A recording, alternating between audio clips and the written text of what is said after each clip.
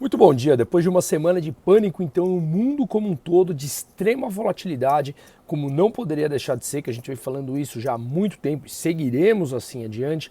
Aqui no Brasil, o que a gente viu foi uma semana que terminou na sexta-feira com a gasolina subindo nas refinarias da Petrobras 5% e o diesel 14%. Ainda estamos defasados frente a preços internacionais e com essa defasagem, obviamente, estimula que não haja importação e quando você faz isso, o Brasil, que depende em certa parte do refino do petróleo lá fora, ou seja, tem que exportar o petróleo bruto e trazer o petróleo refinado para cá, a gente está à mercê dos preços internacionais, da cotação do barril do petróleo, que é em dólar, e também do refino lá de fora. Se lá fora é vendido mais caro, naturalmente os importadores não terão o estímulo para importar e aqui pode faltar o combustível e assim aumentar ainda mais o preço. Portanto, é bastante complicado isso e o que a gente vê são políticos à moda antiga, principalmente do Legislativo, lá falando que vai instaurar uma CPI para investigar a Petrobras. Ora, ela teve um dos maiores lucros do mundo, a empresa está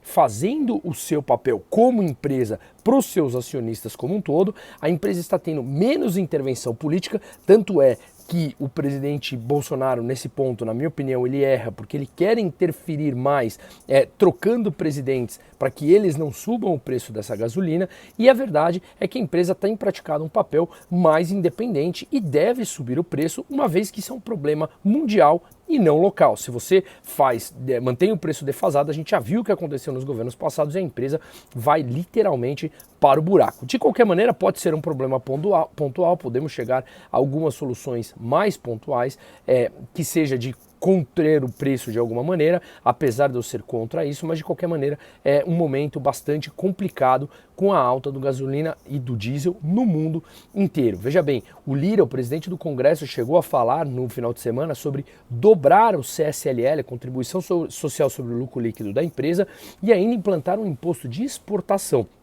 Tá? E na terça-feira o que a gente vê é o ministro de Minas e Energia, o Adolfo Saxida, em que ele vai discutir no Congresso sobre os preços dos combustíveis e também a privatização da Petrobras, que agora cada vez começa a ser mais ventilada e, na minha opinião, eu falo isso já há mais de 12 anos, que mais cedo ou mais tarde isso seria inevitável. Quando? Não sabemos, mas que é um processo que, na minha opinião, será inevitável, isso será. Na terça-feira a gente tem a ata do Copom aqui, que o Banco Central vai explicar a alta de 0,5% dos juros na semana passada, e na sexta-feira tem dados de inflação e o IPCA 15, tá? Bom, nos Estados Unidos, depois da maior alta de juros na semana passada de 0,75%, que foi a maior alta desde 1994, Jerome Powell, que é o presidente do Banco Central americano, estará no Congresso discursando sobre o cenário futuro para até onde esses juros irão nos Estados Unidos e de quanto será a nova alta na próxima reunião. E ainda os Estados Unidos afirmam que ou avaliam retirar as tarifas à China, algumas tarifas à China impostas pelo ex-presidente Donald Trump. Veja que a Janet Yellen, secretária dos Estados Unidos, falando que algumas tarifas não têm propósito estratégico. Ora, por que é que eles não tiraram então no começo do governo? Por que é que só agora eles falam que não tem propósito estratégico? E veja, qualquer coisa que seja imposto, quem me acompanha sabe que eu sou contra qualquer coisa para rebaixar, diminuir ou zerar impostos, que para isso você precisa diminuir o tamanho do Estado e do governo, tem a minha assinatura embaixo e eu apoio. Mas veja que parece muito mais discurso de burocratas que quando convém falam que querem retirar e quando não convém falam que vale manter essas tarifas. Por isso que eu falo, levante sempre uma bandeira da dúvida quando a gente ouve burocratas, governantes de qualquer espécie falando algum discurso. Temos que avaliar muito mais a fundo.